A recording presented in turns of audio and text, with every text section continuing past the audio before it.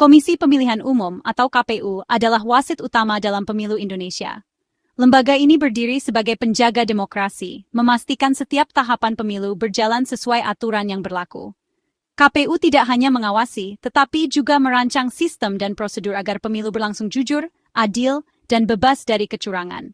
Mereka menyiapkan daftar pemilih, mengatur jadwal kampanye, hingga menghitung suara untuk memastikan proses berjalan adil dan transparan.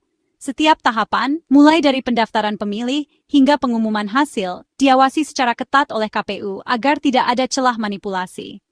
Proses ini melibatkan ribuan petugas di seluruh Indonesia yang bekerja dengan penuh tanggung jawab. KPU juga menetapkan syarat calon pemimpin, memastikan hanya yang memenuhi kualifikasi yang bisa maju.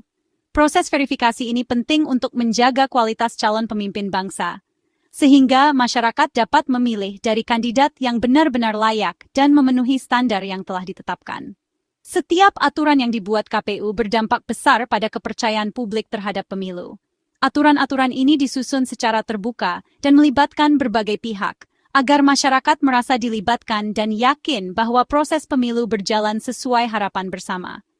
Jika aturannya jelas dan terbuka, masyarakat akan percaya dan berpartisipasi aktif. Partisipasi ini sangat penting, karena pemilu bukan hanya soal memilih, tapi juga tentang menjaga masa depan demokrasi Indonesia.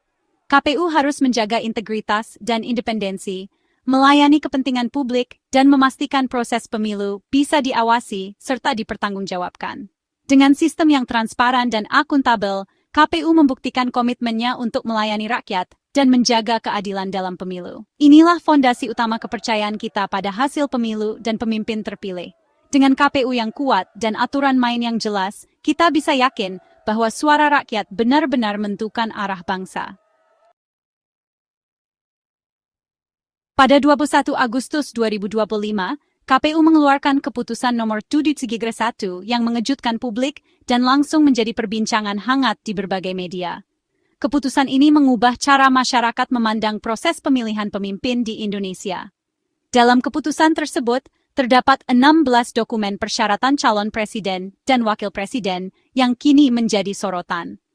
Dokumen-dokumen ini sebelumnya dianggap sebagai bagian dari transparansi pemilu, namun kini statusnya berubah secara drastis. Di antaranya adalah fotokopi KTP, ijazah, riwayat hidup, dan laporan kekayaan. Semua dokumen ini, yang dulu bisa diakses publik, kini ditetapkan sebagai informasi rahasia oleh KPU. Keputusan ini menimbulkan tanda tanya besar di tengah masyarakat. Artinya, masyarakat tidak bisa lagi mengakses dokumen-dokumen penting ini. Proses verifikasi yang biasanya dapat dipantau publik, kini menjadi tertutup dan hanya diketahui oleh pihak-pihak tertentu saja. Ijazah yang selama ini dianggap hak publik untuk diketahui, kini tertutup rapat. Banyak yang bertanya-tanya, apakah ini akan berdampak pada kepercayaan publik terhadap calon pemimpin? Kebijakan ini memicu perdebatan sengit di masyarakat.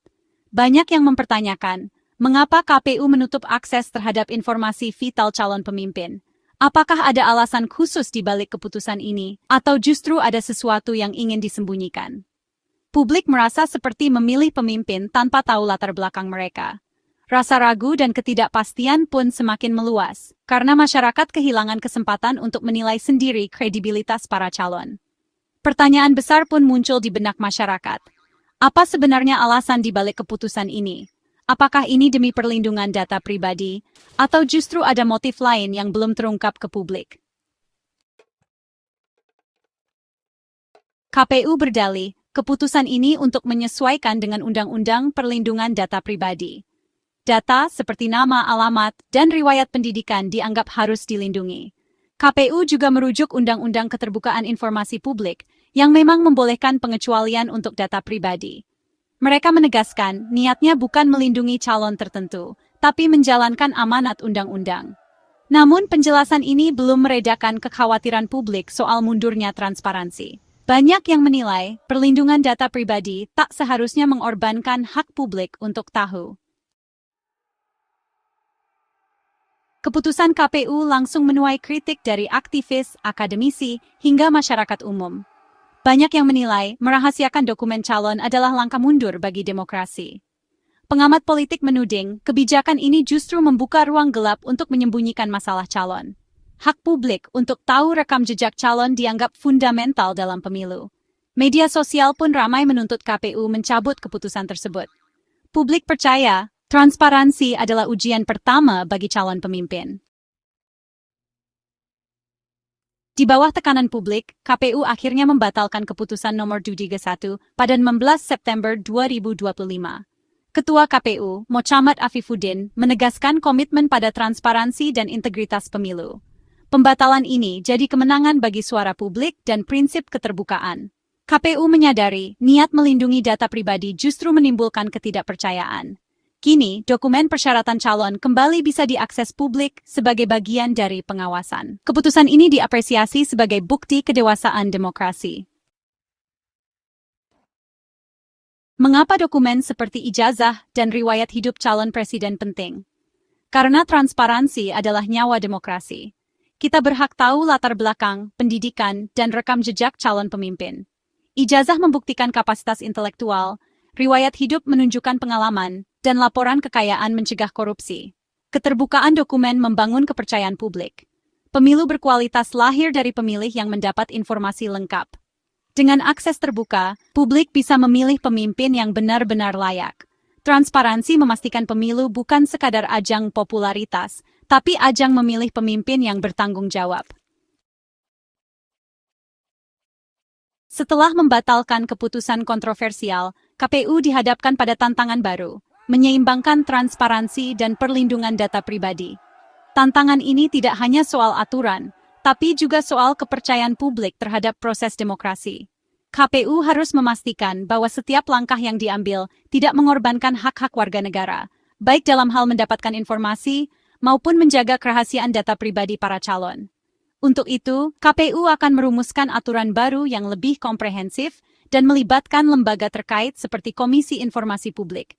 Proses ini akan melibatkan diskusi mendalam, pertimbangan hukum, serta masukan dari berbagai pihak agar regulasi yang dihasilkan benar-benar adil dan efektif. Kolaborasi lintas lembaga ini diharapkan menghasilkan mekanisme yang menjaga hak publik untuk tahu tanpa melanggar privasi calon. Dengan adanya sinergi, diharapkan tercipta sistem yang transparan, namun tetap menghormati batasan privasi yang diperlukan. Kasus ini menjadi pelajaran penting tentang betapa krusialnya partisipasi publik dalam menjaga kualitas demokrasi. Keterlibatan masyarakat dalam mengawasi dan memberikan masukan terhadap kebijakan menjadi fondasi utama demokrasi yang sehat. Kritik dan suara masyarakat terbukti mampu mendorong perbaikan kebijakan, serta memastikan pemerintah tetap berpihak pada kepentingan rakyat. Respons cepat terhadap kritik juga menunjukkan komitmen KPU untuk terus berbenah. Ke depan, KPU diharapkan mampu merancang regulasi yang tidak hanya transparan, tetapi juga adaptif terhadap perkembangan teknologi dan tantangan baru dalam perlindungan data sensitif. Proses ini membutuhkan kehati-hatian dan keterbukaan terhadap inovasi. Menemukan harmoni antara keterbukaan dan privasi adalah kunci untuk menciptakan pemilu yang berkualitas di masa depan.